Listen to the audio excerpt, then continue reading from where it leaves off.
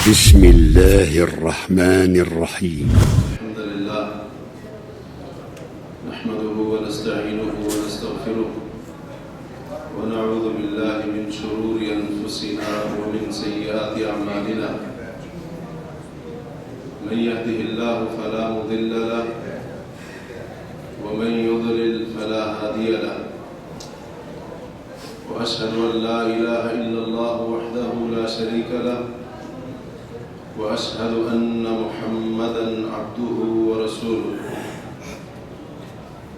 من يطع الله ورسوله فقد رشد واهتدى ومن يعص الله ورسوله فقد ضل وغوى أما بعد فإن خير الحديث كتاب الله وخير الهدي هدي محمد صلى الله عليه وسلم وشر الأمور محدثاتها وكل محدثة بدعة وكل بدعة ضلالة وكل ضلالة في النار.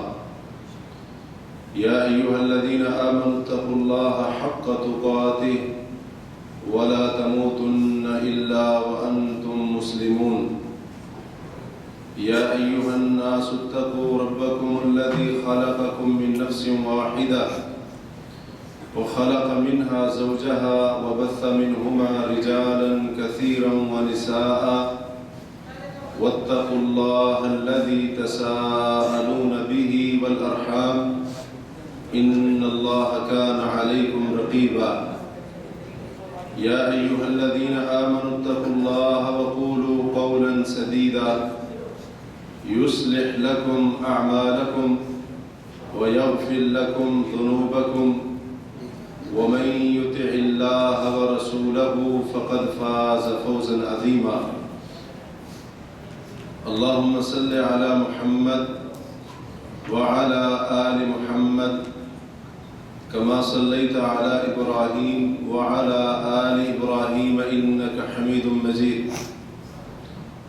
اللهم بارك على محمد وعلى آل محمد كما باركت على إبراهيم وعلى آل إبراهيم إنك حميد مجيد. رب اشرح لي صدري ويسر لي أمري واحلل عقدة من لساني يفقهوا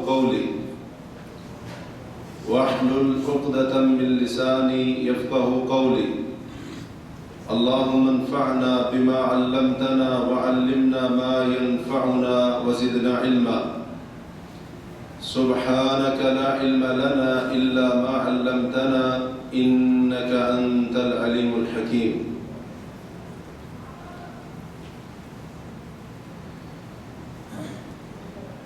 امام مسلم رحمہ اللہ نے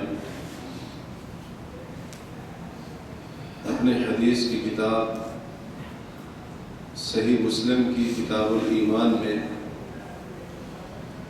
حضرت عمر بن خطاب رضی اللہ تعالی عنہ سے ایک طویل حدیث روایت کی، جو روایت بڑی ہی معروف ہے، اور اس میں انہوں نے ذکر کیا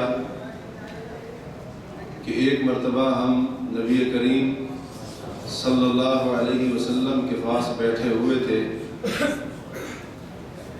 کہ اچانک ایک ایسے شخص کا آنا ہوا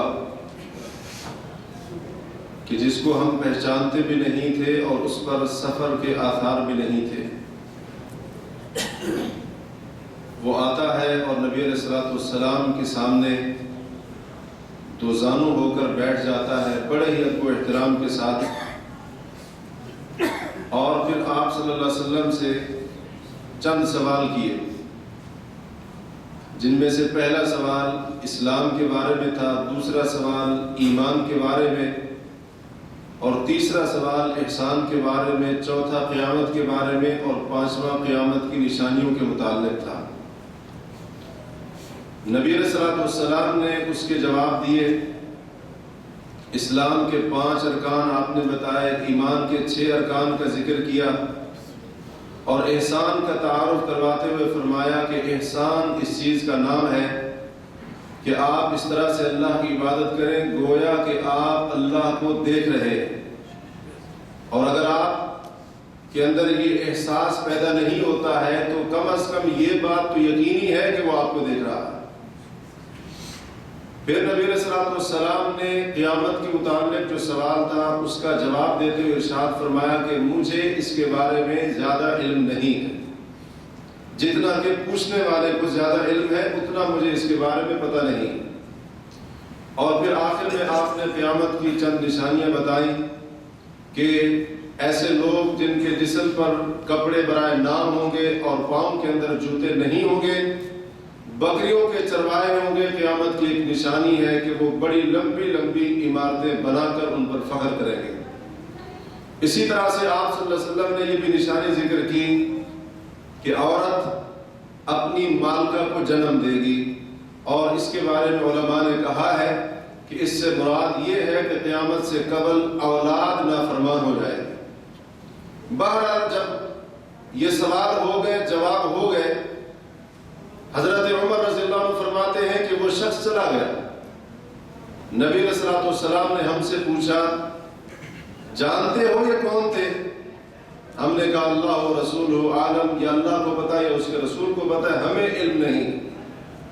تو آپ صلی اللہ علیہ وسلم نے فرمایا ہذا جبریل، یہ جبریل علیہ السلام تھے، اتاکم یعلمکم دینکم، یہ تمہیں تمہارا دین سکھانے کے لیے آئے تھے۔ نبی کریم علیہ السلام نے اس حدیث کے اندر جو کچھ بیان کیا گیا ہے، آپ صلی اللہ علیہ وسلم نے اس کو دین قرار دیا ہے۔ اسی حدیث کو سامنے رکھ کر علماء نے کہا ہے کہ دین اسلام کے 3 درجے ہیں، یا دین اسلام کے 3 مرتبے ہیں۔ اسلام کا پہلا مرتبہ اسلام ہے، جیسا کہ پہلے سوال ہوا۔ اسلام کا دوسرا درجہ ایمان ہے، اور اسلام کا تیسرا درجہ جس پر دین حق کی بنیاد ہے اور جس پر دین اسلام کا دار و مدار ہے وہ احسان ہے۔ تو اس حدیث سے جہاں پر اور باتیں سمجھ آئیں، وہیں پر ایک بات یہ بھی ہماری سمجھ میں آئی کہ ایمان کا اتنا عظیم درجہ ہے دین اسلام کے اندر، حتیٰ کہ دین کے مراتب اور درجات میں سے ایک اہم درجہ اور مرتبہ اللہ نے ایمان کا رکھا ہے۔ اتنی زیادہ اہمیت مسئلہ ایمان کی دین اسلام، دین حق کے اندر موجود ہے۔ قبل اس کے کہ اپنی گفتگو کو آگے بڑھایا جائے، یہ جاننا ضروری ہے کہ ایمان کیا ہے، ایمان کسے کہتے ہیں، ایمان کس چیز کا نام ہے۔ یہ لفظ عام طور پر ہم استعمال کرتے ہیں، سنتے ہیں، لیکن اس کی حقیقت، اس کا معنی و مفہوم کس چیز کا نام ہے، اس کا علم تقریباً اکثریت کو نہیں ہوتا۔ عربی زبان میں ایمان کا معنی ہوتا ہے کسی چیز کی تصدیق کرنا۔ ایک معنی اس کا یقین رکھنا بھی کیا گیا، اور ایک معنی اقرار کرنا بھی کیا گیا۔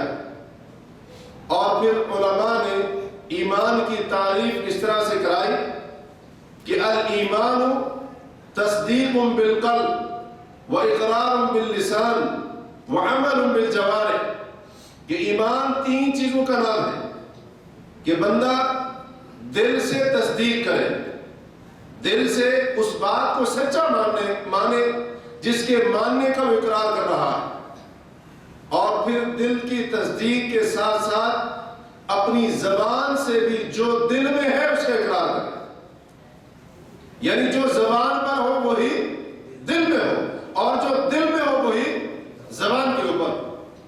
اور ساتھ ساتھ تیسری چیز یہ بتائی کہ وَعَمَلٌ بِالْجَوَارِحِ، ایمان صرف اس بات کا نام نہیں ہے کہ بندہ دل سے مان لے، زبان سے اقرار کر لے، بلکہ ساتھ ساتھ اس چیز کا نام بھی ہے کہ اللہ نے یہ جو جسم دیا ہے اس کے اعضاء دیے ہیں، ان اعضاء کے ساتھ جو تسلیم کیا ہے، جو اقرار کر رہا ہے، اس کے مطابق عمل بھی کرے۔ یہ ہے ایمان۔ اور ایمان کی 6 بنیادیں ہیں جنہیں ارکان ایمان کہا جاتا ہے، اور بار بار آپ کو یاد کرائی جاتی ہیں، بتائی جاتی ہیں، ان کے متعلق دروس بھی ہوتے ہیں، ان کے متعلق بار بار یاد دہانی کرائی جاتی ہے۔ ایمان کی پہلی بنیاد اللہ پر ایمان، دوسری بنیاد فرشتوں پر ایمان، ایمان کا تیسرا رکن اللہ کی نازل کردہ کتابوں پر ایمان، اور چوتھا رکن رسولوں پر ایمان، پانچواں رکن یوم آخرت پر ایمان، اور چھٹا اور آخری رکن اچھی اور بری تقدیر پر ایمان، جیسا کہ اس حدیث کے اندر جو شروع میں بیان کی ہے خود نبی کریم علیہ السلام نے بیان فرمایا۔ حضرت جبریل نے جب پوچھا کہ مل ایمان، اخبرنی عن الایمان، اے اللہ کے نبی مجھے بتائیں ایمان کیا ہوتا ہے، تو آپ نے فرمایا الایمان ان تؤمن باللہ وملائکتہ وکتبہ ورسلہ والیوم الآخر والقدر خیرہ وشرہ۔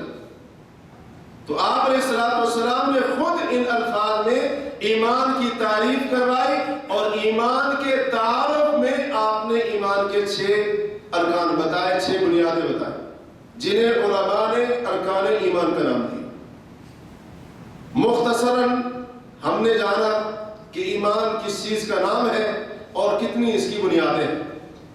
اب پھر ایک مرتبہ اس چیز کی طرف آتے ہیں کہ ایمان کا مسئلہ انتہائی اہم مسئلہ ہے، اور جتنا یہ اہم مسئلہ ہے اتنا ہی آدم اس سے غافل ہے۔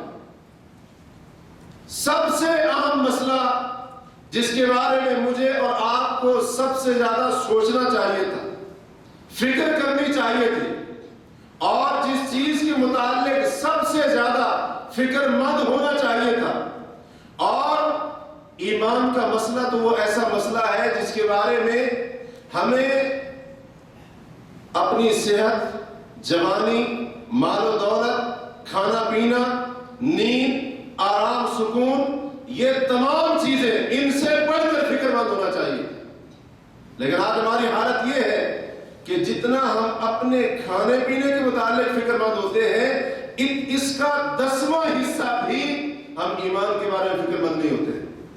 اس کی وجہ یہ ہے کہ آج ہمارے دلوں کے اندر ایمان کی کوئی قدر و قیمت نہیں رہی، ایمان کی اہمیت کو ہم نے پہچانے نہیں ہے۔ میں نے اور آپ نے ایمان کو ایک غیر اہم سا مسئلہ سمجھا ہے، معمولی سی چیز سمجھ لیا، معمولی سی بات سمجھ لی، جبکہ حقیقت اس کے بالکل برعکس ہے۔ اللہ تبارک و تعالیٰ نے اس دنیا کے اندر جتنی بھی نعمتیں پیدا فرمائی ہیں، اور وہ نعمتیں پیدا فرما کر رب کائنات نے اپنے بندوں کو نعمتیں عنایت کی ہیں۔ جو بھی نعمتیں، انواع و اقسام کی نعمتیں، ایک سے بڑھ کر ایک نعمتیں ہیں، اور انسان کی زندگی میں ہر نعمت کی اپنی قدر و قیمت ہے۔ یاد رکھیے دنیا کی ساری نعمتوں سے بڑھ کر ایمان کی نعمت ہے۔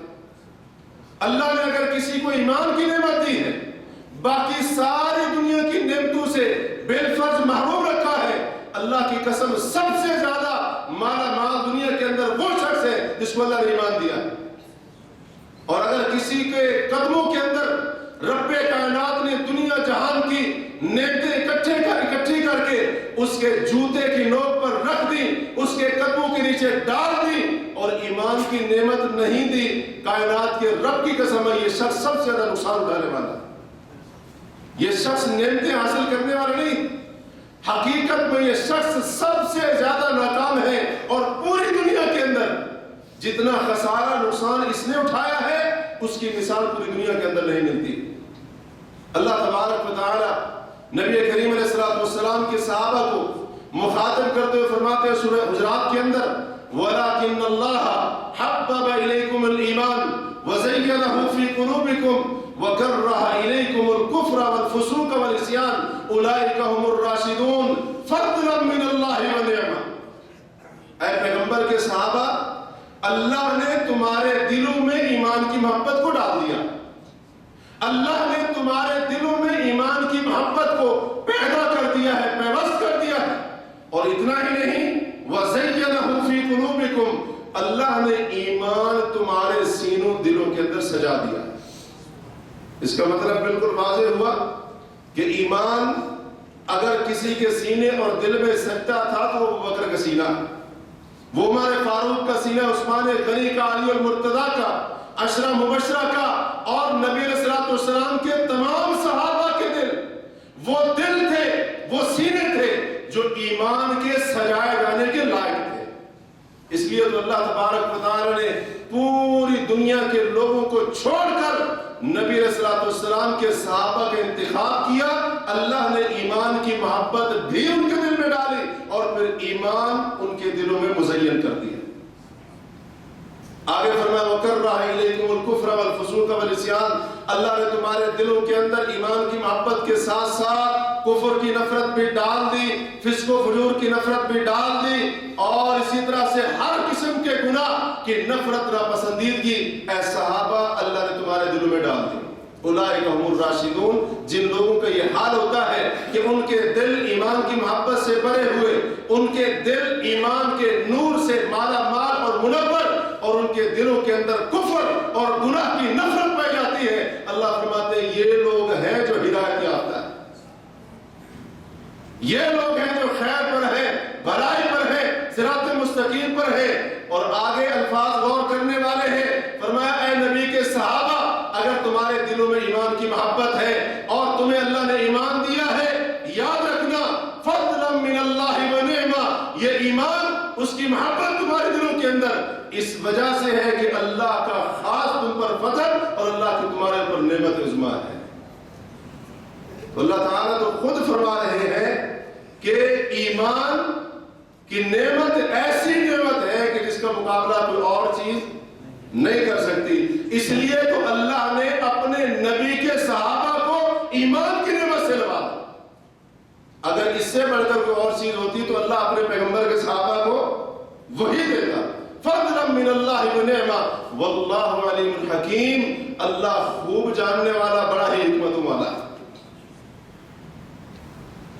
جس شخص کو اللہ تبارک و تعالی نے ایمان دے دیا، ایمان دے دیا، اس کے ساتھ اللہ تبارک و تعالی محبت کرتا ہے۔ امام بخاری رحمہ اللہ اپنی کتاب الادب المفرد کے اندر اس حدیث کو لائے ہیں۔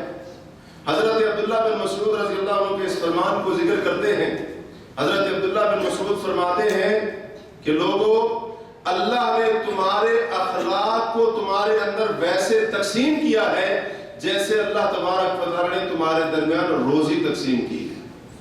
جیسے اللہ نے رزق تقسیم کیا ویسے اخلاق کو بھی تقسیم کیا۔ اور آگے کہتے ہیں کہ اللہ تبارک و تعالی یہ دنیا کا مال جس سے محبت کرتا ہے اس کو بھی دیتا ہے، اور جس سے محبت نہیں کرتا اللہ دنیا اس کو بھی دیتا ہے، اس کو بھی دیتا ہے۔ وَلَا يُعْتِ الْإِيمَانِ إِلَّا مَن يُحِبُّ، لیکن ایک بات ہے، ایمان صرف اور صرف اللہ اسی کو دیتا ہے جس سے اللہ محبت کرتا ہے۔ یہ ایمان کی اہمیت ہے، اتنا اہم مسئلہ کہ جس کو اللہ نے ایمان کی نعمت سے نوازا وہ سمجھ لے کہ میرا رب اس سے محبت کرتا ہے، اللہ اس سے خالص محبت کرتا ہے، اس لیے اللہ نے ایمان اس کو عطا کر دیا۔ اور بعض علماء نے کہا ہے کہ یہ عبداللہ بن مسعود رضی اللہ عنہ کا قول نبی علیہ الصلوۃ والسلام کی حدیث کا معنی اور درجہ رکھتا ہے، کیونکہ یہ بات کوئی صحابی اپنے اجتہاد اور مرضی سے نہیں کر سکتا۔ گویا کہ ان علماء نے کہا کہ عبداللہ بن مسعود کا قول نہیں بلکہ اللہ کے رسول کا فرمان ہے کہ اللہ تبارک و تعالی ایمان صرف اس کو دیتا ہے جس سے محبت کرتا ہے۔ ایمان کا مسئلہ اتنا اہم مسئلہ ہے کہ اللہ تبارک و تعالی نے اسی مسئلے کو لے کر لوگوں پر اس کا احسان جتلایا۔ مدینے کے قریب رہنے والے کچھ لوگ تھے جن کا تعلق بنو خزیمہ قبیلے سے تھا، وہ لوگ آ کر مسلمان ہو گئے۔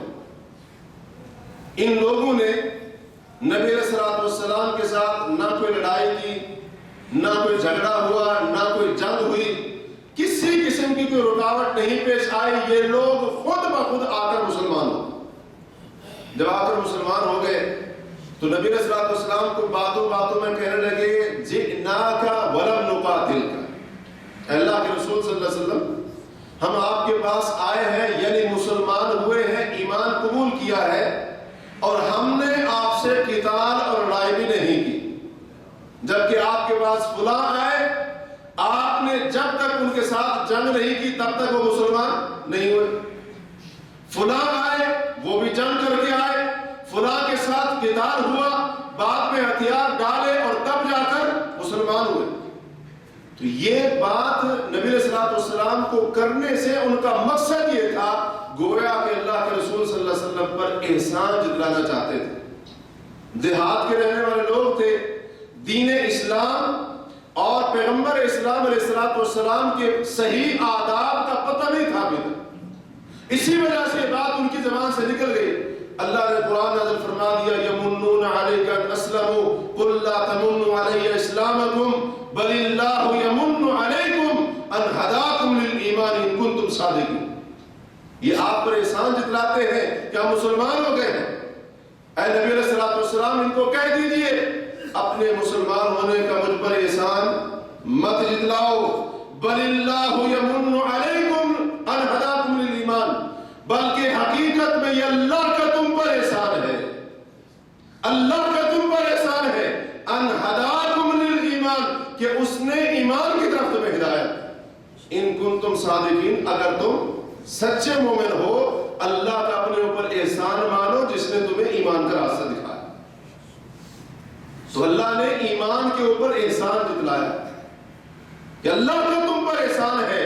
جو شخص مومن ہوا ہے ایمان کے راستے پر آیا ہے, اللہ نے احسان اس کے اوپر جتلاتے ہوئے کہا کہ اگر وہ سچا مومن ہے وہ اپنے رب کا اپنے اوپر احسان مانے جس نے ایمان کی اس کو ہدایت دی. ایمان کا مسئلہ اتنا اہم مسئلہ ہے کہ اسی کی بنیاد پر بندہ یا جنت میں یا جہنم.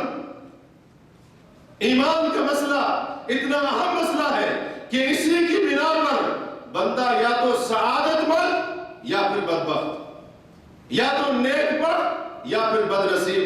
اسی کے اوپر ایمان کے اوپر موقوف ہے. ایمان کا مسئلہ اتنا اہم مسئلہ ہے کہ دنیا اور بالخصوص آخرت کی تمام قسم کی کامیابیوں کا دار و مدار اسی ایمان کے اوپر ہے. ایمان درست ہے تو بندہ بالخصوص آخرت میں, کیونکہ سب سے بڑی کامیابی کون سی کامیابی ہے؟ آخرت کی کامیابی. آخرت کی کامیابی سب سے بڑی کامیابی وہ تبھی انسان کو نصیب ہوگی جب بندے کا ایمان صحیح ہو یا اس کے پاس ایمان ہو. آپ ان آیات کو اٹھائیں جہاں پر اللہ تبارک و تعالی نے جنت اور اس کی نعمتیں دینے کا وعدہ کیا ہے. اللہ نے جہاں پر بھی جنت اس کو دینا, اس کی نعمتیں, اس کے باغات, اس کے انہار, اس کے سارے کے سارے اوصاف ذکر کیے ہیں, یا جہاں بھی اللہ نے جنتیوں کا ذکر کیا ہے وہاں پر کہیں نہ کہیں آپ کو ایمان کا ذکر ضرور ملے گا. ایمان لازمی شرط ہے اس سب سے بڑی کامیابی کو حاصل کرنے کے لیے. یہ کوئی معمولی مسئلہ نہیں ہے, غیر اہم چیز نہیں ہے کہ جس کو انسان بالکل فراموش کر دے اور اس سے غفلت اختیار کرے, لاپرواہ ہو جائے اس کے بارے میں. اسی طرح آپ دیکھیں گے کہ جن آیات میں اللہ تبارک و تعالی نے ان لوگوں کا ذکر کیا ہے جن کو جہنم میں ڈالا جائے گا, جو جہنم کے عذاب سے اور اس کی مشکلات سے دوچار کیے جائیں گے, اس کی آگ میں ان کو پھینکا جائے گا, وہاں پر آپ کو یہ ذکر ضرور ملے گا کہ ان لوگوں کا ایمان نہیں تھا جس کی بنا پر اللہ نے ان کو جہنم کی آگ کے اندر ڈالا ہے. یہ ایمان کا مسئلہ اتنا اہم مسئلہ ہے. ایمان ہے تو انسان قیامت کے دن سب سے بڑی کامیابی کو حاصل کر لے گا. ایمان نہیں ہے تو پھر قیامت کے دن کا سب سے بڑا خسارہ اٹھانے والا بھی وہی ہوگا جس کے پاس ایمان نہیں ہوگا. اس لیے مجھے اور آپ کو اس ایمان کی اہمیت ہمیشہ اپنے ذہن اور اپنے دل میں بٹھا لینے چاہیے. ہمیشہ اس کی فکر ہمیں تبھی ہوگی جب اس کی اہمیت کا اندازہ ہو, اس کی اہمیت کے بارے میں ہم احساس کریں گے, تب جا کر اس کی فکر کریں گے, اس کے بارے میں فکر مند ہوں گے. آج کیونکہ ہمیں ایمان کی اہمیت کا اندازہ نہیں ہے, جس کی بنا پر آج ہم اس کے بارے میں سوچتے بھی نہیں ہیں, غور نہیں کرتے ہیں اس کے بارے میں, اس کا وقتاً فوقتاً ایمان کا محاسبہ نہیں کرتے، ایمان کو چیک نہیں کرتے ہیں کہ میرے ایمان کا لیول کس درجے کا ہے، میرا ایمان کس معیار کا ہے، کس درجے کا ایمان ہے جو میں نے قبول کیا ہوا ہے یا جس کے اوپر میں نے اعتماد کیا ہوا ہے۔ احساس نہ ہونے کی دلیل، اور جن لوگوں کو ایمان کا احساس تھا، جن لوگوں کو اس کی اہمیت کا اندازہ تھا، اس کی قدر و قیمت کا ان کو علم تھا، ان لوگوں کے نزدیک اس کی کتنی اہمیت تھی۔ آئیے ذرا چند نمونے لیتے ہیں تاکہ ہمارے لیے بھی عبرت کا سامان پیدا ہو کہ وہ لوگ کتنے زیادہ ایمان کی فکر کرتے تھے اور اس کو بچانے کے لیے، اس کے تحفظ کے لیے کیا کچھ وہ لوگ نہیں کیا کرتے تھے۔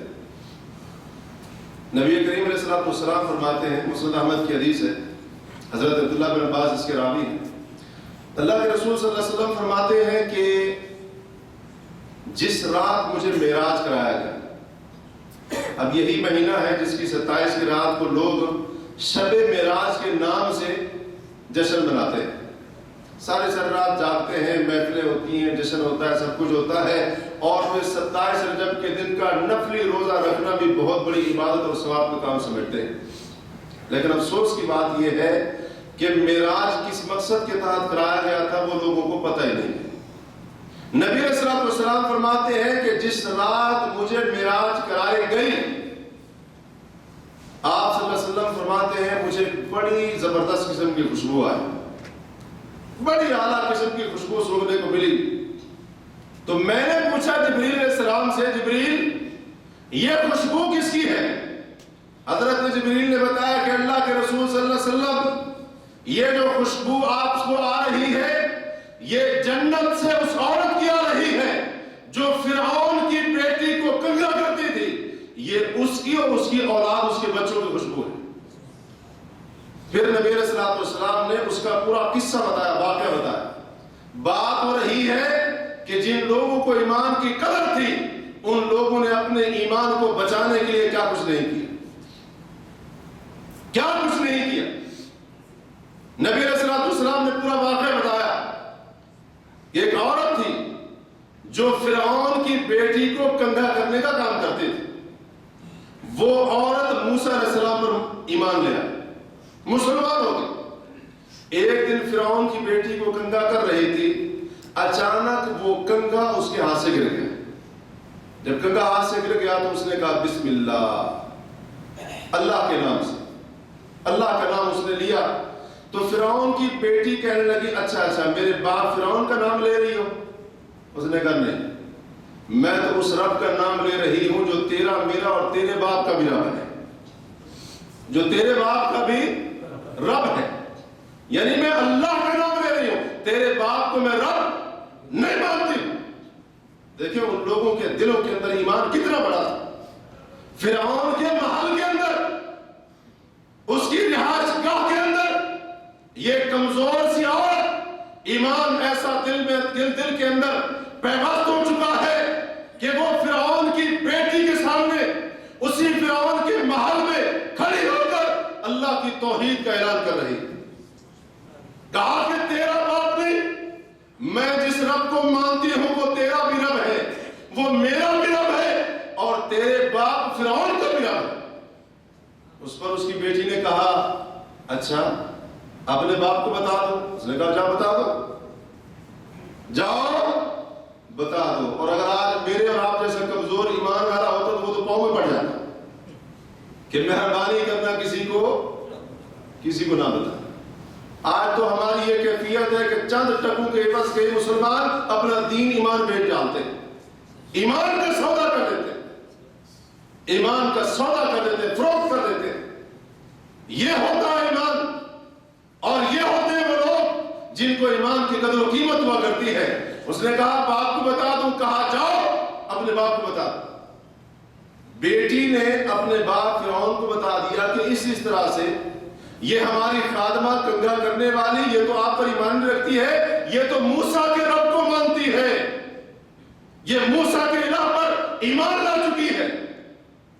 فرعون نے بلوایا، پوچھا، اس نے کہا ہاں میں صرف اور صرف اللہ کے اوپر ایمان رکھتی ہوں، تجھے رب نہیں مانتی ہوں۔ نبی علیہ الصلوۃ والسلام فرماتے ہیں اس بدبخت فرعون نے ایک بڑی ساری دیگ منگوائی جو تانبے کی بنی ہوئی تھی، عورت کو بلوایا گیا اور اس کے بچوں کو بھی بلوایا گیا، بچوں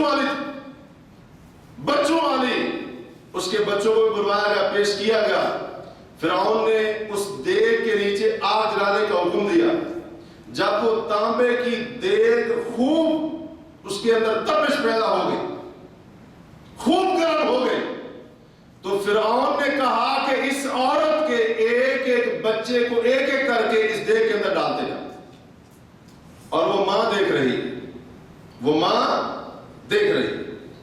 اب ماں کا دل نرم ہوتا ہے نا، اس کی محبت کی مثالیں دی جا رہی ہے، لیکن یہاں پر مسئلہ ایمان کا تھا، اللہ کی توحید کا مسئلہ تھا۔ جب وہ ڈالنے کا ارادہ کرنے لگے تو اللہ کی بندی کہتی ہے فرعون سے کہ بس ایک کام کرنا۔ اس نے کہا کیا کام کرنا ہے؟ کہا کہ جب ہمیں زندہ جلا دو، اس طرح سے دیگ میں ڈال دو، جو ہماری بچی کچی ہڈیاں ہوں ان کو اکٹھے دفن کر دینا، بس یہ ایک کام ہے۔ اس نے کہا ہاں یہ تمہارا حق بنتا ہے ہمارے اوپر، یہ کام ہم ضرور کر دیں گے۔ نبی صلی اللہ علیہ وسلم فرماتے ہیں ایک ایک کر کے اس کی آنکھوں کے سامنے اس کے ایک ایک بچے کو اس دیگ کے اندر ڈال دیا گیا۔ وہ اللہ کی بندی ایک قدم بھی ایمان سے پیچھے نہیں گئی۔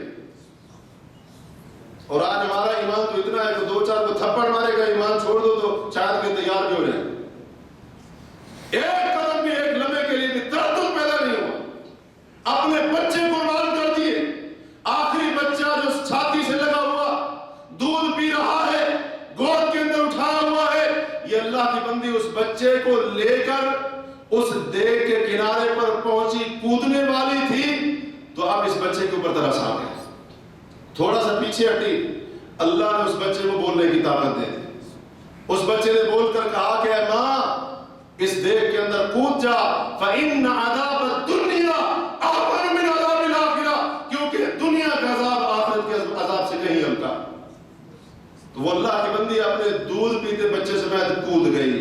اللہ نے یہ مقام دیا کہ نبی علیہ الصلوۃ والسلام فرماتے ہیں کہ مجھے معراج کی رات اس کے محل کی اس کا جو مقام اللہ نے وہاں پر اس کو دیا تھا، اللہ نے مجھے وہ خوشبو سنگھا دی۔ تو جن لوگوں کو ایمان کی قدر تھی، جن لوگوں کے اندر ایمان کی عظمت، اس کی اہمیت پیوست ہو چکی تھی، ان لوگوں نے تو اپنا سب کچھ دے دیا لیکن ایمان نہیں جانے دیا، کیونکہ ان لوگوں کو پتا تھا، یقینی علم تھا اس بات کا کہ ایمان سے بڑھ کر کوئی بھی چیز نہیں ہو سکتی، ایمان سے بڑھ کر اولاد بھی نہیں ہو سکتی ہے، حتیٰ کہ ایمان سے بڑھ کر اپنی جان بھی نہیں ہو سکتی۔ ان لوگوں کو احساس تھا ایمان کا، اس کی اہمیت کا پتہ تھا۔ اسی طرح سے ایک مرتبہ حضرت خباب بن ارت رضی اللہ تعالی عنہ نبی علیہ السلام کے پاس آئے، کہتے ہیں اللہ کے رسول کے پاس آئے، اور یہ مکی دور تھا۔ آپ جانتے ہیں کہ مکہ مکرمہ کے اندر ہجرت سے پہلے نبی کریم علیہ السلام اور صحابہ کو کتنی اذیتیں اور تکلیفیں دی، وہ پورا ایک موضوع ہے، اس کے بارے میں آپ نے بارہا سن رکھا ہے۔ انواع و اقسام کے عذاب دیے گئے، تکلیفیں دی گئی اور اذیتوں سے دو چار صحابہ کرام کو ہونا پڑا، کس جرم کی بنا پر؟ کہ وہ اللہ پر ایمان لے آئے تھے۔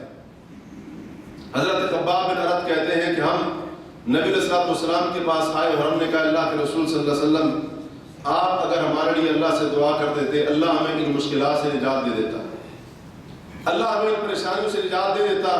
نبی کریم علیہ السلام نے فرمایا کہ تم سے جو پہلے لوگ تھے ان کو ان میں سے بعض کو لایا جاتا، زمین میں گڑھا کھودا جاتا، آدھے بندے کو زمین میں گاڑ دیا جاتا اور پھر آرا لایا جاتا، آری جس کا کام کاٹنا ہوتا ہے، وہ آرا یا آری تیز دھار لائی جاتی اور اس بندے کے جسم کے دو ٹکڑے کر دیے جاتے ہیں۔ ما یسدہ ذلک عن دینہ، وہ جسم کے دو ٹکڑے کرانا تو برداشت کر لیتا لیکن اپنے دین ایمان سے پیچھے نہیں ہٹتا۔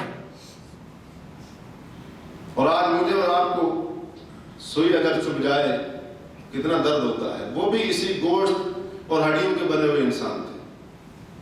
وہ بھی اسی گوشت اور کوئی اور مخلوق نہیں تھی. شاید ہمیں سے کوئی سوچتا ہو کہ وہ شاید کوئی اور مخلوق ہوں گے، ان پر اثر نہیں ہوگا. نہیں، ہماری طرح انسان ہی تھے، جیسے ہمارے جسم ان کے بھی ایسے ہی تھے. آخر کیا وجہ تھی کہ جسم کے 2 ٹکڑے کرنے تو منظور کر لیے، لیکن ایمان کو نہیں چھوڑا، دین سے پیچھے نہیں ہٹے. وجہ یہی تھی کہ ان لوگوں کو دین اور ایمان کی قدر و قیمت کا اندازہ تھا. اور آج مسلمانوں کی حالت ہے، یورپ میں بھاگ جاتے ہیں اور وہاں کی نیشنلٹی پانے کے لیے یا کسی عورت کے چکر کے پیچھے عیسائی بن جاتے، مرتد ہو جاتے، اپنا دین چھوڑ دیتے، ایمان بھی چھوڑ دیتے ہیں پیسے اور عورت کے چکر میں. اور ادھر جن لوگوں کے دلوں کے اندر ایمان کی عظمت پیوست تھی، ان کو ایمان کی اہمیت کا مکمل احساس تھا اور اس کی قدر و قیمت کو جانتے تھے. اللہ کے رسول فرماتے ہیں میرے صحابہ بعض ایسے بھی ہوتے تھے ان کے جسم کو 2 ٹکڑے کر دیا جاتا، لیکن ان کو یہ چیز ایمان سے پیچھے نہیں ہٹا سکتی تھی. اور آپ صلی اللہ علیہ وسلم فرماتے ہیں بعض کے ساتھ یہ سلوک کیا جاتا کہ لوہے کی کنگھیاں لائی جاتی اور ان کے جسموں کے اوپر جو گوشت ہوتا تھا لوہے کی کنگھیوں کے ذریعے گوشت نوچا جاتا، بوٹیوں کو نوچا جاتا. آپ فرماتے ہیں ما یسدہ ذلک عن دینی، وہ اپنے جسم سے گوشت نچوانا تو برداشت کر لیتا لیکن دین ایمان سے پیچھے نہیں ہٹتا. آپ دیں گے کسی کو اجازت کہ آپ کے جسم میں سے گوشت میں سے کوئی ایسے بوٹی کاٹ لے، ایسے زخم لگا دے چھری کے ساتھ، بلیڈ کے ساتھ، تیز دھار آلے کے ساتھ؟ نہیں اجازت دیں گے، کوئی بھی برداشت نہیں کرتا ہے. لیکن ان لوگوں نے اللہ کے رسول فرماتے ہیں لوہے کی کنگھیوں سے ان کے جسم کی ہڈیوں سے گوشت نوچا جاتا رہا لیکن ایمان اور دین کا دامن نہیں چھوڑا، کیونکہ ان لوگوں کو ایمان کی عظمت کا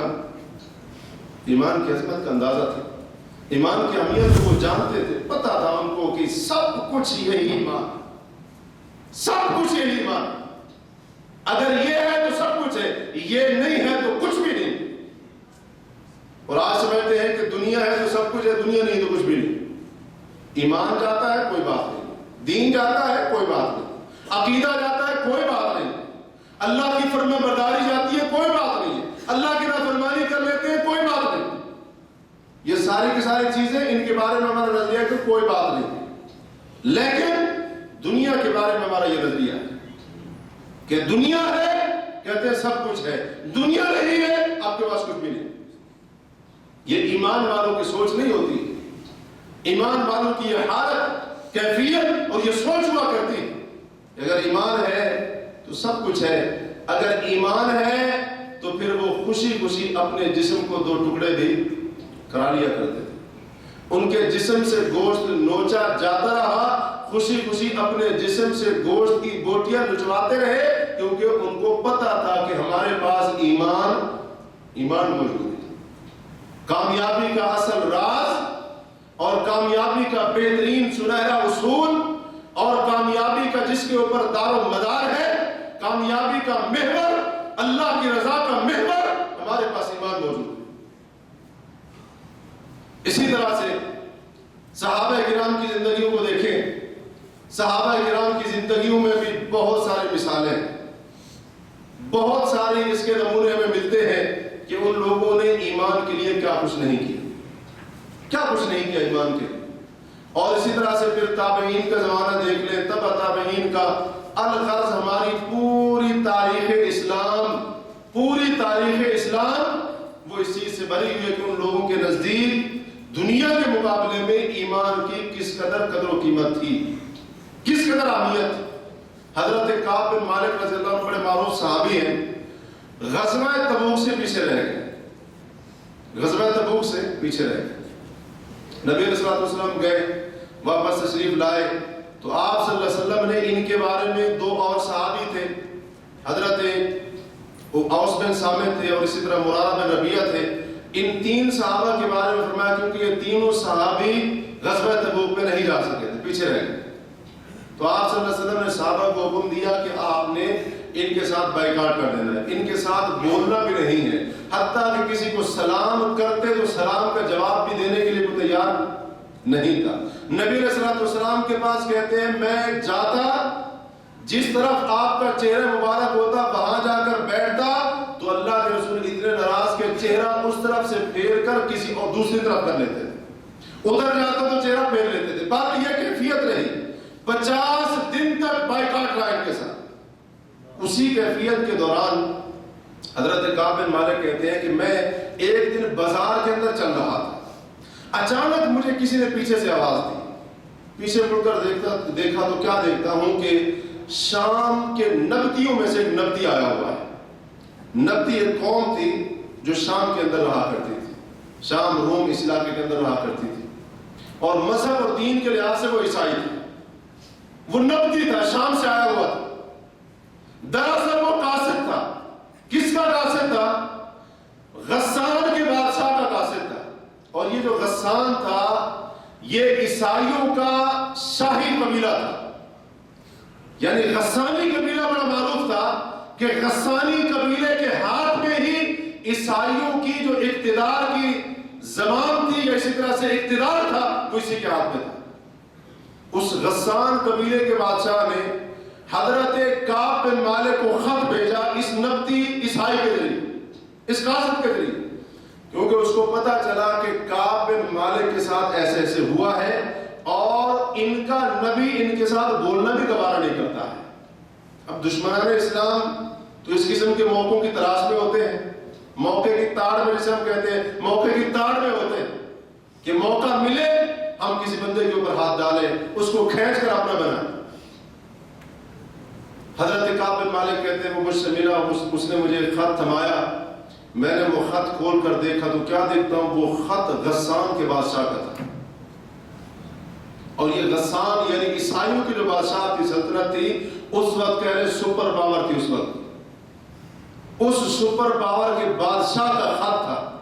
اس نے کہا کہ مجھے پتا چلا ہے کہ تمہارے رسول نے ایسے ایسے تمہارے ساتھ معاملہ کیا ہے. تم اس طرح کرو, مدینہ چھوڑ دو, ہمارے پاس آ جاؤ, جو ہو سکے گا ہم آپ سے تعاون کریں. اور بعض روایات کے اندر آتا ہے اگر میں نہیں بھول رہا ہوں تو اس غسان کے بادشاہ نے کہا تھا کہ ہم آپ کو وافر مقدار میں مال و دولت دیں, بہت بڑا عہدہ دیں گے, مدینہ چھوڑو ہمارے پاس آ جاؤ. اب اگر آج کمزور ایمان والا ہوتا جیسے آج ہمارے ایمان ہے تو وہ کہتا کہ اس سے زیادہ اچھی پیشکش کوئی اور نہیں ہو سکتی ہے. یہاں پر یہ حالت ہے وہ بولنے کو تیار نہیں ہے, سلام کا جواب کوئی نہیں دیتا ہے, مدینہ چھوڑو اور چلے جاؤ وہیں پر. نہیں, اس بندے کے دل میں ایمان تھا. ایک طرف دنیا دار, دنیا کا بادشاہ دنیا کی سلطنت کی لالچ دے رہا ہے, دنیا کے مال کی لالچ دے رہا ہے, دنیا کی دولت اور خزانوں کی لالچ دے رہا ہے. حضرت کعب بن مالک کہتے ہیں جب میں نے خط دیکھا میں نے کہا اللہ کی طرف سے ایک اور آزمائش آ گئی, اللہ کی طرف سے ایک اور آزمائش آ گئی. پیشکش نہیں آئی, آزمائش آئی. حضرت کعب بن مالک کے الفاظ کہتے ہیں جب اس کا خط دیکھا تو میں گیا گھر میں دیکھتا ہوں تندور چل رہا ہے. میں نے غسانی بادشاہ کا خط تندور کے اندر جلا دیا, تندور کے اندر جلا دیا. جو دنیا کی آفر کر رہا ہے, وقت کی سپر پاور کا بادشاہ, اس کا اس طرح سے کہہ لیں پریزیڈنٹ, صدر, وہ آفر کر رہا ہے ہمارے پاس آ جاؤ جو مانگو گے دیں. لیکن ایمان تھا نا, اس کی قدر تھی, کیونکہ صحابہ کرام نے ایمان کو کبھی دنیا کے مقابلے میں تولا ہی نہیں تھا. کبھی ایمان کا موازنہ دنیا و ما فیہا اس کے خزانوں سے کرنے کا تصور ہی نہیں کیا تھا. اس لیے اس بادشاہ کی آفر اور پیشکش کو حضرت کعب بن مالک نے جوتے کی نوک پر رکھا, اس کے خط کو جا کر تندور کے اندر جلا کر ثابت کر دیا کہ جو اہل ایمان ہوتے ہیں ان کے دلوں کے اندر سب سے زیادہ قیمتی دولت ایمان ہوا کرتی ہے اور اس کا مقابلہ کوئی چیز نہیں کرتی. کاش کے بعد آج مجھے اور آپ کو بھی سمجھ آ جائے. اللہ نے مجھے آپ کو ایمان جیسی عظیم دولت سے نوازا, لیکن اللہ کی قسم ہمیں اس عظیم دولت کی فکر ہی نہیں, فکر ہی نہیں اس دولت کی. جتنا آج انسان 10 ریال کے گم ہونے پر پریشان ہوتا ہے, اللہ کی قسم ایمان کے بارے میں اتنی پریشانی بھی نہیں ہے. جو حقیقت بات، اگر آپ کی محنت کی کمائی کے 10 ریال گم ہو جائیں یا چوری ہو جائے، کتنا بندہ پریشان ہوتا ہے؟ بہت پریشان ہوتا ہے. بعض اوقات تو کچھ لوگ اتنے پریشان ہوتے ہیں کہ ان کو کھانا کھانے کو بھی دل نہیں کرتا کہ میری محنت کی کمائی تھی، خون پسینے کمائی تھی. آپ ورکشاپوں میں کام کرنے والے لوگ ہیں، کتنا محنت کا کام کرتے ہیں. اگر آپ کی سیلری اور مہینے کے بعد جو تنخواہ ملے وہ اگر چوری ہو جائے یا گم ہو جائے، کتنا پریشان ہوگا انسان. اس پریشانی کے مقابلے میں ایمان کے متعلق میری اور آپ کی پریشانی شاید 1% سے بھی کم ہو، 1% سے بھی کم. وجہ یہی ہے کہ ہمارے دلوں میں ایمان کی قدر و قیمت نہیں ہے جیسی ہونی چاہیے. اور ادھر ایک طرف یہ دیکھیں، پوری دنیا کی آفریں آ رہی ہیں، بادشاہ بلا رہے ہیں، خود بلا رہے ہیں، پیشکش کر رہے ہیں، سلطنت کی بھی، عہدے کی بھی، مال کی بھی. لیکن اللہ کے بندوں کے دل کے اندر ایمان اتنا تھا، خط اٹھا کر تندور میں جاتا.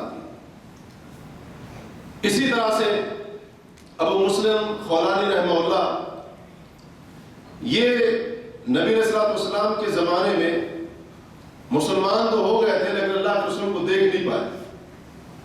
جب مدینے میں آئے تو نبی علیہ السلام کی وفات ہو چکی تھی اور ابو بکر صدیق رضی اللہ تعالی عنہ کی خلافت کا زمانہ تھا. ابو مسلم خولانی رحمہ اللہ کو پتہ چلا تو یہ اصل میں آ رہے تھے مدینے کی طرف نبی علیہ السلام سے ملنے کے لیے. ابھی راستے میں تھے، ان کو پتہ چلا کہ یمن میں اسود انسی نے نبوت کا دعویٰ کیا ہے. تو انہوں نے مدینے کی بجائے یمن کا راستہ لیا اسود انسی کا مقابلہ کرنے کے لیے. گئے بارل اور وہاں پر اسود انسی کے سامنے ابو مسلم خولانی رحمہ اللہ کو پیش کیا گیا.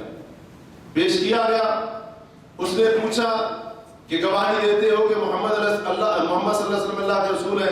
کہا ہاں گواہی دیتا ہوں. اس نے پوچھا اچھا یہ گواہی دیتے ہو کہ میں بھی اللہ کا رسول ہوں؟ حضرت ابو مسلم خولانی نے فرمایا کہ تیرا یہ سوال میں نے سنا ہی نہیں. تیرا یہ سوال میں نے، جیسے ہم کہتے ہیں نا کہ سنی کو انسنی کر دیا. اب اسود انسی نے انتقام لینے کے لیے آگ جلوائی، بہت بڑی آگ جلوائی. امام صاحب رحمہ اللہ نے واقعہ پورا سیر اعلام النبلاء اپنی کتاب کے اندر ذکر کیا ہے. آگ جلائی گئی اور حکم دیا اسود انسی نے کہ ابو مسلم خولانی کو آگ میں ڈال دیا جائے. آگ میں ڈال دیا جائے. وہ پوچھتا رہا کہ میرے بارے میں کہتے ہو، گواہی دیتے ہو کہ میں بھی اللہ کا رسول ہوں؟ حضرت ابو مسلم خولانی فرماتے رہے کہ نہیں، میں تیری بات کو سن ہی نہیں رہا، سنی کو سنی کرتے رہے. تو بالآخر اسود انسی نے حکم دیا کہ ان کو آگ کے اندر ڈال دو. آگ میں ڈالا گیا تو آگ نے کچھ نقصان نہیں پہنچایا. وہاں سے یہ آئے، مدینہ پہنچے. ادھر مدینہ میں بھی خبر پہنچ چکی تھی کہ یمن میں ایک اللہ کے بندے کے ساتھ ایسے ایسے ہوا ہے.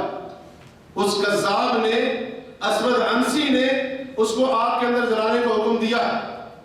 جب مدینے میں پہنچے، تعارف ہوا، پوچھنے پر پتہ چلا کہ وہ شخصیت تو یہی ہے، عبداللہ بن صوب یا عبداللہ بن ثواب ان کا نام تھا. جب حضرت عمر نے یہ سنا تو کھڑے ہوئے، ان کو بوسہ دیا، سینے سے لگایا اور کہا کہ ساری تعریفیں اس اللہ کے لیے ہیں جس نے عمر کو موت سے پہلے نبی کی امت میں سے وہ شخص دکھا دیا ہے جس کے ساتھ وہی ہوا جو ابراہیم خلیل کے ساتھ ہوا تھا. اللہ کی تعریف ہے کہ عمر کو اللہ نے ایسا بندہ دکھا دیا ہے اپنے نبی کی امت میں سے. دیکھیں ابو مسلم خولانی کو آگ سے ڈر لگتا تھا کہ نہیں لگتا تھا؟ انسان تھے نا، لگتا ہوگا نا. انسانی فطرت کے اندر داخل ہے کہ کوئی چاہتا ہے آگ میں مجھے ڈال دیا جائے. آگ پر جھونکا جانا، آگ میں پھینکا جانا پسند کرتا ہے کوئی؟ اور وہ اپنی آنکھوں سے دیکھ رہے تھے، اپنی آنکھوں سے دیکھ رہے تھے کہ یہ اتنی بڑی شعلے مارتی آگ ہے. ظاہر بات ہے ان کو یقین تھا کہ اس آگ کا کام ہی جلانا ہے، لیکن پھر بھی آنکھوں دیکھتے دیکھتے آگ میں جانا منظور کر لیا. لیکن قذاب کی اس بات کو نہیں مانا کہ تو بھی اللہ کا رسول ہے، تو بھی اللہ کا رسول ہے. اپنے ایمان کو بچانا، آگ میں جانا منظور کر لیا لیکن ایمان کا دامن نہیں چھوڑا. وجہ یہی تھی کہ ان لوگوں کو ایمان کی اہمیت کا اندازہ تھا. اس کے علاوہ اور بھی بکثرت واقعات اس قسم کے موجود ہیں سلف صالحین کے، جو میری اور آپ کی اس طرف رہنمائی کرتے ہیں کہ ہمیں غور کرنا چاہیے، سوچنا چاہیے کہ ان لوگوں کے دلوں میں ایمان کی کتنی زیادہ اہمیت تھی۔ یہی وجہ ہے کہ ان لوگوں نے بڑی سے بڑی قربانی بھی اپنے ایمان کی حفاظت کے لیے، اس کو بچانے کے لیے انہوں نے اس کے لیے دے دی۔ اب جب انہوں نے ایمان کو اہمیت دی تو ظاہر سی بات ہے اللہ تبارک و تعالیٰ نے پھر ان کو مقام بھی بہت دیا، اور ایمان کی یہ فضیلت اور فائدے آج میرے اور آپ کے لیے بھی موجود ہیں۔ اللہ کے وعدے آج بھی قرآن کے اندر موجود ہے۔ کمی ہے تو کس میں ہے؟ ہمارے اندر۔ ہمارے ایمان کمزور ہو چکے ہیں، ہمارے ایمان کے اندر نقص پیدا ہو چکا ہے، ہمارے ایمان کو زنگ لگ چکا ہے، ہمارے ایمان میں خلل اور عیب پیدا ہو چکا ہے، ایمان از حد درجہ کمزور ہو چکے ہیں، ورنہ اللہ کے وعدے آج بھی قرآن کے اندر موجود ہیں۔ ایمان کی فضیلت اور فائدوں میں سے سب سے بڑا فائدہ یہ ہے، اللہ تبارک و تعالیٰ سورہ حج کے اندر فرماتے ہیں ان اللہ یدافع عن الذین آمنوا، بے شک اللہ ایمان والوں کا دفاع کرتا ہے۔ ایمان والوں کی حفاظت کا ذمہ عرش والے نے خود لیا، اور آج ہمارے دفاع کیوں کمزور ہے؟ کیونکہ ہمارے ایمان کمزور ہے۔ اللہ دفاع کب کرے گا؟ جب ایمان مضبوط ہو۔ ایمان مضبوط ہوگا، اللہ نے حفاظت اور دفاع کی ذمہ داری خود اٹھائی۔ دشمن سے ڈرنے کی کوئی ضرورت نہیں جب ایمان مضبوط ہے، ایمان ہے بندے کے اندر۔ دوسرا سب سے بڑا فائدہ یہ ہوتا ہے ایمان کا، اللہ تعالیٰ سورہ آل عمران کے اندر فرماتے ہیں وَلَا تَهِنُوا وَلَا تَحْزَنُوا وَأَنْتُمُ الْأَعْلَوْنَ إِن كُنتُم مُؤْمِنِينَ۔ کیا ایمان والو؟ سب سے پہلے مخاطب صحابہ کرام تھے۔ اے ایمان والو وَلَا تَهِنُوا، کمزور نہ پڑنا، وَلَا تَحْزَنُوا، اگر عہد کے اندر شکست ہو گئی ہے کوئی بات نہیں، غمگین نہیں ہونا، پریشان نہیں ہونا، وَأَنْتُمُ الْأَعْلَوْنَ، تم ہی غالب رہو گے۔ ایک شرط ہے ان کنتم مؤمنین، اگر تمہارے اندر ایمان ہو۔ جب تک ایمان والوں کے اندر، مسلمانوں کے اندر ایمان باقی رہے گا، اللہ نے وعدہ کیا ہے کہ اللہ مسلمانوں کو، اہل ایمان کو دنیا کے لوگوں پر غلبہ عطا کرے گا۔ تو آج مسلمان غالب سے مغلوب کیوں ہو گئے؟ حاکم سے معموم کیوں ہو گئے؟ معزز سے ذلیل کیوں ہو گئے؟ کیونکہ وہ ایمان والی جو شرط تھی اس پر ہم برقرار نہیں۔ اسی طرح سے ایمان کی فضیلت اور فوائد میں سے ایک فائدہ یہ بھی ہے کہ اسی ایمان کی وجہ سے اللہ آسمانوں اور زمین سے برکتوں کے دروازے کھول دیتا ہے۔ وَلَوْ أَنَّ أَهْلَ الْقُرَىٰ آمَنُوا وَاتَّقَوْا لَفَتَحْنَا عَلَيْهِمْ بَرَكَاتٍ مِّنَ السَّمَاءِ وَالْأَرْضِ، اللہ فرماتے ہیں اگر یہ بستیوں والے ایمان لے آتے، تقوی اختیار کر لیتے، ہم آسمان اور زمین کے برکتوں کے دروازے ان پر کھول دیتے۔ برکتوں کو لینا چاہتے ہیں تو ایمان کو مضبوط کریں۔ ایمان کی فضیلت اور فوائد میں سے ایک فائدہ اور فضیلت یہ بھی ہے کہ جو شخص ایمان قبول کرتا ہے اللہ تبارک و تعالی نے اس کے لیے امن و امان کی ضمانت دی، امن و امان کی ضمانت دی۔ وہ بد امنی کا شکار نہیں ہوگا، کسی قسم کے خوف اور خطرے کا اس کو ڈر نہیں ہوگا۔ جو شخص پکے ایمان والا ہے، پکے ایمان والا ہے، نبی علیہ الصلوۃ والسلام نے فرمایا، جیسے بخاری کی روایت ہے، حضرت عدی بن حاتم کہتے ہیں اللہ کے رسول نے فرمایا تھا اے عدی اگر تم زندہ رہے تو ان قریب دیکھو گے حضرت منہ سے ایک عورت چلے گی اور مکے کی طرف آئے گی، اکیلی سفر کرے گی، سونا اپنے ہاتھ کے اوپر اچھالتی ہوئی آئے گی، لا تخاف الا اللہ، اللہ کے سوا کسی کا ڈر نہیں ہوگا۔ اور ایسے وقت آئے جب لوگوں کے ایمان مضبوط اور اعلیٰ درجے کے تھے، اللہ کی قسم یہ اوقات آئے کہ لوگ اکیلے سفر کرتے تھے، اللہ کے سوا کسی کا ڈر نہیں ہوا کرتا۔ امن و امان کی ضمانتیں ہیں۔ اسی طرح سے جس کا ایمان ہے یا اس کا ایمان مضبوط ہے، اللہ نے اس کو ہدایت کی ضمانت دی کہ وہ لوگ، اللہ فرماتے ہیں وہ لوگ الذین آمنوا ولم یلبسوا ایمانہم بظلم، وہ لوگ جو ایمان لائے اور اپنے ایمان میں ظلم یعنی شرک کی ملاوٹ نہیں کی، فرمایا اولئک لہم الامن، ان کے لیے امن ہے اور یہی ہدایت یافتہ۔ ایمان کی فضیلت اور فوائد میں اور بھی بہت ساری چیزیں علماء نے ذکر کی ہیں۔ اب سوال یہ ہے، کیونکہ آج ہم لوگ ایمان کو اہمیت دیتے نہیں ہیں، جس کی وجہ سے آج ہمارے ایمان انتہائی درجے کے کمزور ہو چکے ہیں۔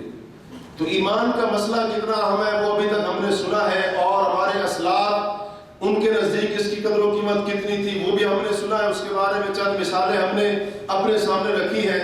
تو اب یہ ساری بات سننے کے بعد میری اور آپ کی یہ ذمہ داری بنتی ہے نا کہ ایمان کی اس کمزوری کو ہم دور کریں، اپنے ایمان کو مضبوط کرنے کے بارے میں سوچیں، اور کون سی چیزیں میرے اور آپ کے ایمان کو کمزور کر رہی ہیں ان کے بارے میں سوچیں، تاکہ ہم ان سے اپنے آپ کو بچا سکیں، اپنی اصلاح کر سکیں، اور ہمارا ایمان کا سب سے اہم مسئلہ وہ خالص ہو جائے۔ سوچنا چاہیے نا، فکر کرنی چاہیے نا، اس کے بارے میں فکر مند اور پریشان ہونے کی ضرورت ہے نا، اس چیز کا غم اپنے دل میں بٹھانے کی ضرورت ہے، یقیناً ہے۔ تو اگر ہم اپنے ایمان کو مضبوط کرنا چاہتے ہیں تو جو چیزیں ایمان کو کمزور کرتی ہیں ان سے اپنے آپ کو بچانا ہوگا۔ ایمان کو کمزور کرنے والی چیزوں میں سے سر فہرست مطلقاً اللہ کی نافرمانی اور گناہ کرنا ہے۔ جس قدر میں اور آپ گناہ کرتے جائیں گے اسی قدر ایمان کی قوت میں کمزوری آتی ہے۔ جس قدر گناہ سے بچیں گے اسی قدر ایمان مضبوط ہوگا۔ تو اس لیے اگر میں اور آپ اپنے ایمان کو بچانا چاہتے ہیں، اپنے ایمان کی حفاظت کرنا چاہتے ہیں، اس کو اعلیٰ درجے کا بنانا چاہتے ہیں، ایمان کو خالص بنانا چاہتے ہیں اور ایمان کو مضبوط کرنا چاہتے ہیں، تو مجھے اور آپ کو چاہیے کہ ہم ہر قسم کے گناہ سے اپنے آپ کو بچانے کی کوشش کریں۔ ہر قسم کے گناہ سے، چھوٹا ہو یا بڑا ہو، اس چیز کو نہ دیکھیں۔ جو اللہ کی نافرمانی ہے اس سے بچنے کی حد تک کوشش کریں، بچائیں اپنے آپ۔ اپنے آپ کو نہیں بچائیں گے گناہ سے، ایمان کمزور ہوتا جائے۔ دوسری چیز جو ایمان کو کمزور کرنے والی ہے وہ ہے فرائض کو چھوڑنا۔ فرائض کو چھوڑنا، اور آپ جانتے ہیں کہ فرائض میں سب سے پہلی چیز کیا آتی ہے؟ فرض نماز۔ ایمان کو بچانا چاہتے ہو تو فرائض پر پابندی ضروری ہے۔ اللہ تبارک و تعالیٰ نے سورہ انفال میں جہاں پر سچے مومنوں کا ذکر کیا، جن کے بارے میں اللہ نے گواہی نازل فرمائی ہے، اولئک ھم المؤمنون حقا، کہ یہ اللہ فرماتے ہیں یہ حقیقی مومن ہے، یہ پکے اور سچے مومن ہیں۔ اللہ نے ان کی صفات بیان فرمائی، فرمایا الذین یقیمون الصلاۃ ومما رزقناہم ينفقون، کہ جو سچے مومن ہوتے ہیں ان کی ایک صفت یہ بھی ہوتی ہے کہ وہ نمازوں کو قائم کرتے ہیں، جو ہم نے ان کو رزق دیا ہے اس میں سے خرچ کرتے ہیں۔ یہ فرائض ہے نا، نماز قائم کرنا، زکوٰۃ کو ادا کرنا، یہ فرائض ہے۔ اگر کوئی پکا اور سچا مومن بننا چاہتا ہے، اپنے ایمان کو حقیقت کا جامع پہنانا چاہتا ہے، اللہ نے اشارہ فرمایا کہ جو سچے مومن ہوتے ہیں وہ نمازوں کو قائم کرنے والے، زکوٰۃ کو ادا کرنے والے ہوتے ہیں۔ کبھی بھی میں اور آپ نمازوں کو چھوڑ کر فرائض سے سستی کر کے اپنے ایمان کی حفاظت نہیں کر سکتے، کبھی بھی۔ ہمارا اس بات کے اوپر ایمان ہے کہ صحابہ کرام کا ایمان سب سے زیادہ مضبوط تھا، ہے نا ایمان؟ کیا صحابہ کرام کے زمانے میں کوئی ایک مثال ملتی ہو کہ کسی صحابی نے نماز کو چھوڑ دیا؟ اللہ جانتا ہے صحابہ کے زمانے کے اندر تو نماز، روزہ، زکوٰۃ، ان فرائض کو چھوڑنے کا کوئی سوچ بھی نہیں سکتا تھا، کوئی سوچ بھی نہیں سکتا۔ یہ ایسے فرائض، اور آج جن کو چھوڑتے ہوئے عالم احساس بھی نہیں ہوتا۔ ایمان کی حفاظت کرنی ہے تو واجبات ان کو ادا کرنا ہوگا، واجبات سے اس قدر دور ہوتے جائیں گے، فرائض کو چھوڑتے جائیں گے، ہمارے ایمان کے اندر کمزوری پیدا ہوتی جائے گی۔ تیسری چیز جو ایمان کو کمزور کرتی ہے وہ ہے حرام چیزوں کا ارتکاب کرنا، حرام چیزوں کا ارتکاب کرنا۔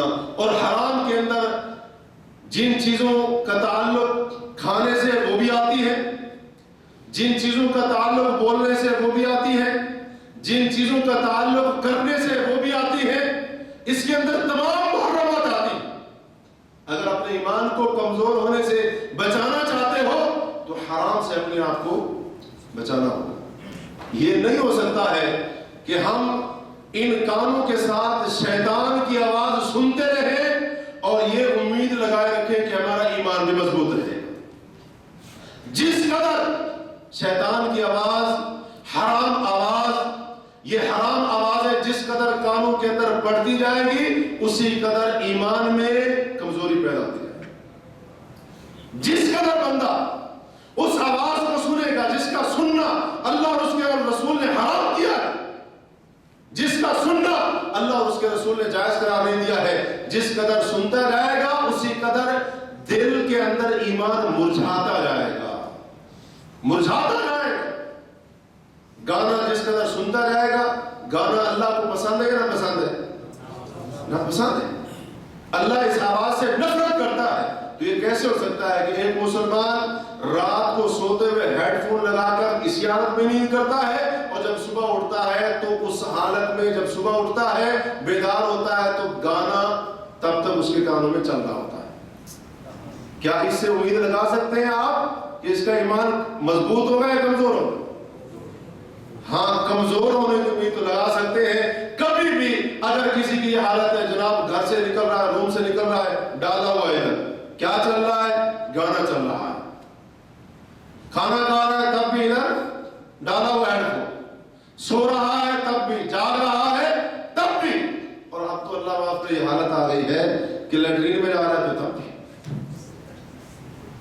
دیکھا ہے نا آپ نے اپنے نظروں سے دیکھا ہوگا، میں کوئی ایسی بات تو نہیں کر رہا. حمام میں جا رہے تب بھی یہ کھڑی ہوئی اور اس میں کیا چل رہا ہے؟ اس میں وہ آواز چل رہی ہے جو اس کے رب کو ناراض کرتی ہے. مجھے بتائیں یہ آواز سن کر یہ اللہ کے قریب ہوگا یا اللہ کی رحمت سے دور ہوگا؟ یہ آواز سن کر جب یہ آواز دل پر پڑے گی ایمان کا خاتمہ کرے گی یا ایمان کا اضافہ کرے گی؟ ایمان کا خاتمہ کرے گی. اگر اپنے ایمان کو کمزور ہونے سے بچانا چاہتے ہو تو اس آنکھ کو وہ نہ دکھاؤ جس کا دیکھنا تمہارے رب نے حرام کیا.